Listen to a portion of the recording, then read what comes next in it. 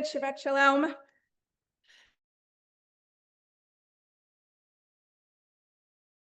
We are going to do a little bit of learning. Are a little schwitzy in here, but let's take it back out our Eitz Chaim Chumashim and turn to page 1024. And then also put a thumb at page 1053, 52. So 1024 and 1053. I'll give you a moment. Those were complicated instructions. Yes. 1024, we're reading the Shema. So 52, chapter 11, verse 13. So I just instructed you to turn to the Shema and Be'ahavta, and then to the second paragraph, Chavrutas, who will become your Chavrutas for a little bit of time. Chapter 6, verses 5 and 6, the first two verses of the Ve'ahavta. And hopefully you're going to find,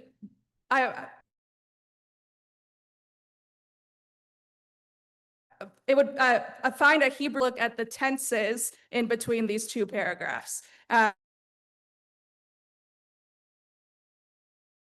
So I believe in you all, and I'll either in Hebrew or English, look at the tenses of the first two psukim of the Ve'ahavta,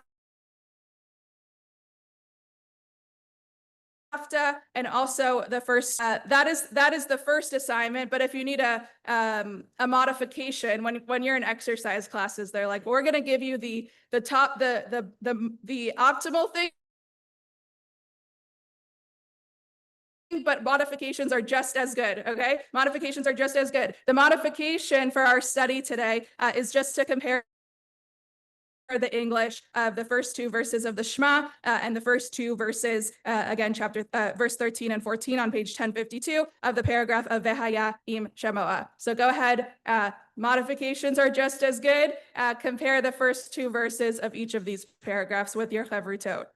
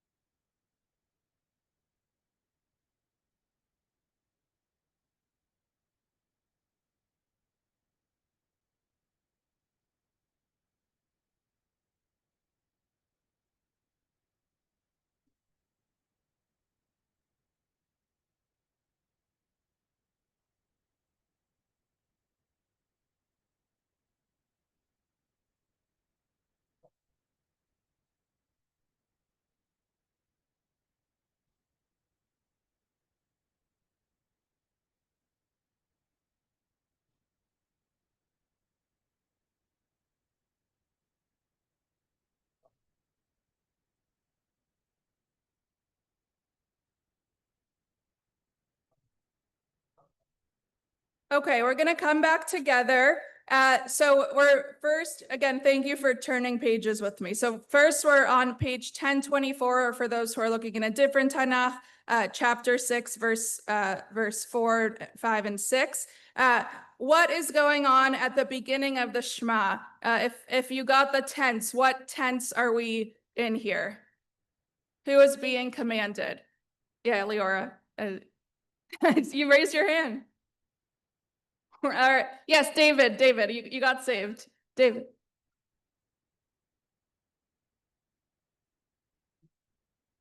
It's the future of will be, and it's not really a demand. Nice. Okay. So what might that tell us about the nature? That was correct. Okay. What might that tell us about the nature of the first few sentences of the Shema? This will be. What might be commanded of us?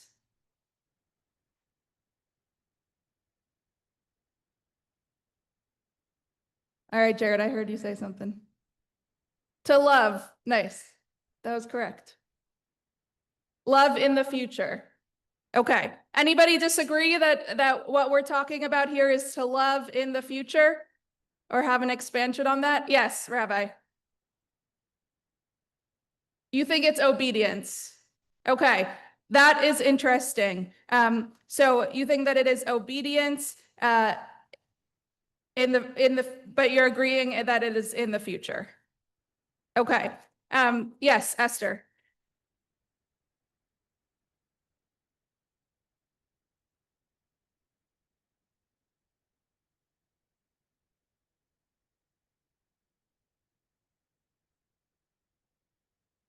First is do this. Okay, so let's turn to the next one. So, and turn to page 1052, which is chapter 11, verse 13. So, well, Esther sort of answered, but what are we asking for here? The tense is if you do this.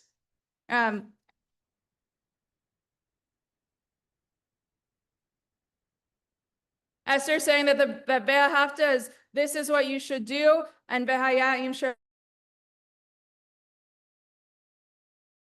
is if you do this, then we'll get rain. That's what you. Nice. Okay. Anyone agree or disagree?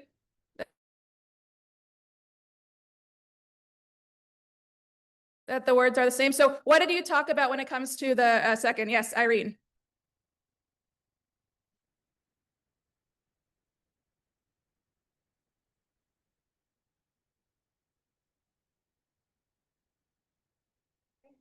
Yes, this is why I asked for a Hebrew speaker in your chavrutas. You got it.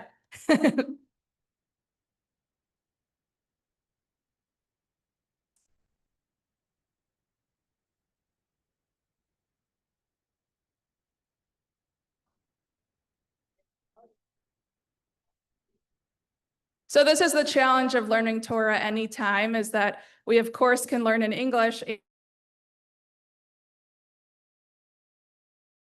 and there's some sort of secret, or all of the tenses are in first person, and in Vehaya'im Shamoa, the tenses are plural. And so there's a difference in between the types of commandments. And in obedience, then what might Vehaya'im Shamoa be commanding? Any thoughts?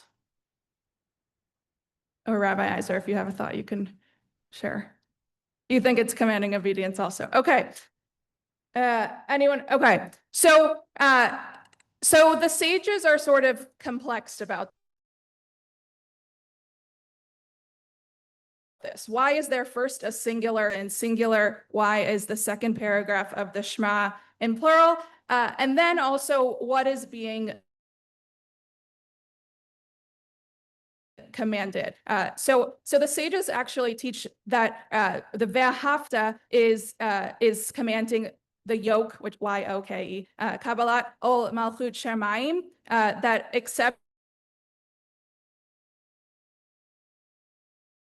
of the yoke of heaven. So accepting the yoke of heaven, and the second is commanding the yoke of the commandments. And so what's the difference here between the singular and the plural? If you are with me on Wednesday mornings, I often say I should just have a whiteboard here. Obviously, we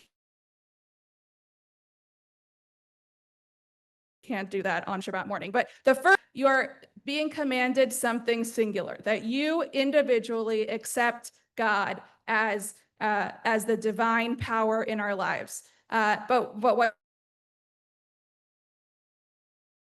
what's different about the second paragraph of the Shema, Vehaya'im Shamoa, is that you are accepting the yoke of all of the commandments. So that it places you in the community. It's not just placing you you in your individual relationship to God, but it's placing you in your relationship to the entire community. So I want to send you back into your Chevrutot. Why do we need to be commanded both of those things? Kabbalat ol malchut shamayim, accepting the yoke of heaven, and kabbalat ol mitzvot, accepting the yoke of commandments. Why do we need both? Go ahead and chat with your Chevrutas.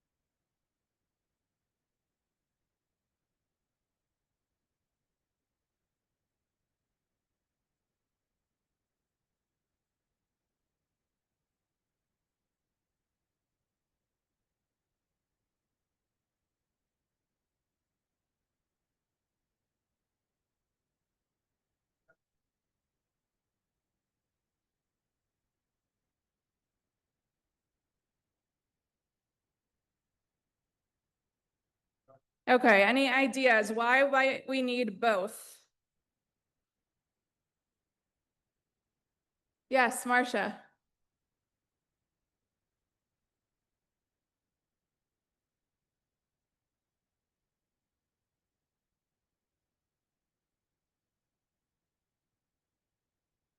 Nice. So we are, Marcia said that it reminds her of Yom Kippur, where we are both responsible for making amends in our relationship to God and also amends to our people. And a third aspect is actually amends to yourself. But yes. Okay, why else might we need both? Yeah, Ben.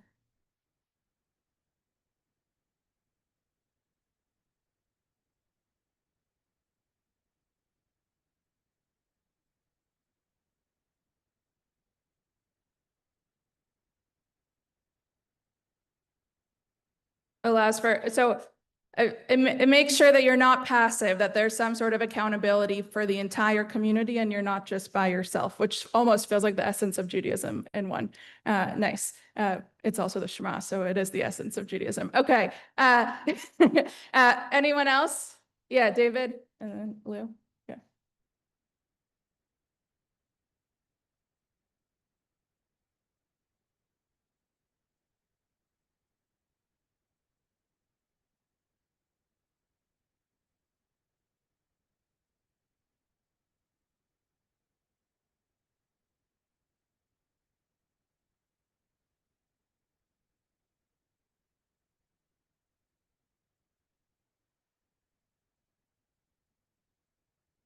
We're not a religion of individuality. Yeah. Lou?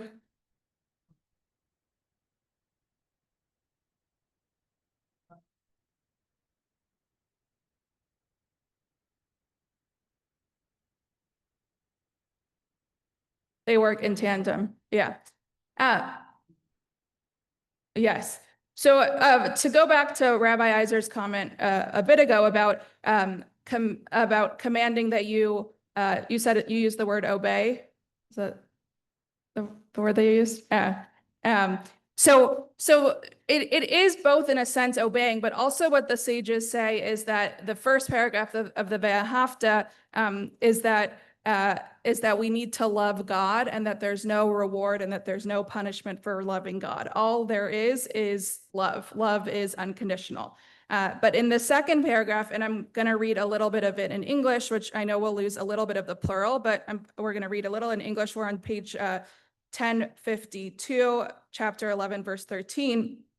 If then you obey the commandments that I enjoin upon you this day, loving the Lord your God and serving God with all your heart and soul, I will grant the rain for your land in season, the early rain and the late. You shall gather in your new grain and wine and oil. I will also provide grass in the fields for your cattle, and thus you shall eat your fill. Take care not to be lured away to serve other gods and bow to them. For God's anger will flare up against you, and God will shut up the skies, so there will be no rain, and the ground will not yield its produce. And you will soon perish from the good land that God is assigning to you. Question here. In fact, fear becomes obeying God becomes something fearful. If we don't have produce and we don't have rain, then what are we going to do? And the Shema sort of answers this itself, and I promise this is the last thing I'm gonna say here. So therefore, we're on chapter 11, verse 18, page 1053. Therefore, impress these my words upon your very heart. Bind them as a sign on your hand, aka tefillin. Let them teach them to your children, reciting them when you stay at home and when you are away, saying the Shema when you lie down and when you get up, and inscribe them on the doorposts of your house and your gates, to the end that you and your children may endure in the land that the Lord swore to your fathers to assign to them, as long as there is a heaven on earth. So it's a lot more prescriptive here, to be able to obey God. It's not just through love, but it's also through fear. And so if I were to send you into your again, we would talk about what's the difference between love and fear here, but we're just going to close right now with, I'm going to leave you with something to think about, which is why are these symbols of ours, which I think in religious school or in day school, we teach them truly as symbols of love. If you read them within the text, they are actually symbols of condition. Things are not going to happen if you don't put on your tefillin and you don't say the Shema and you don't put the mezuzahs on your doorpost. And I'm going to throw in one other thing, which by the way, if you want to talk to me more about this, I would love to, because I'm thinking a lot about this for the high holidays, which is the final sentence here, verse 21, to the end that you and your children may endure in the land that God swore to your fathers to assign to them, as long as there is a heaven over the earth, is saying that possibly we should only put on tefillin, we should only have a mezuzah, and we should only say the Shema if we are in the land of Israel. But we are all here in the land of the diaspora, and we are still doing these things so that one day maybe we'll return to Israel, or maybe one day we won't return to Israel. So why do we have to keep doing these things if we are in the diaspora versus we are in Israel? That is a little teaser for what's to come for me on the high holidays, but I'm happy to chat with you more about it. I hope you keep thinking about this Shabbat afternoon. Thank you for learning with me. And we're going to turn to Musaf, led by Ori.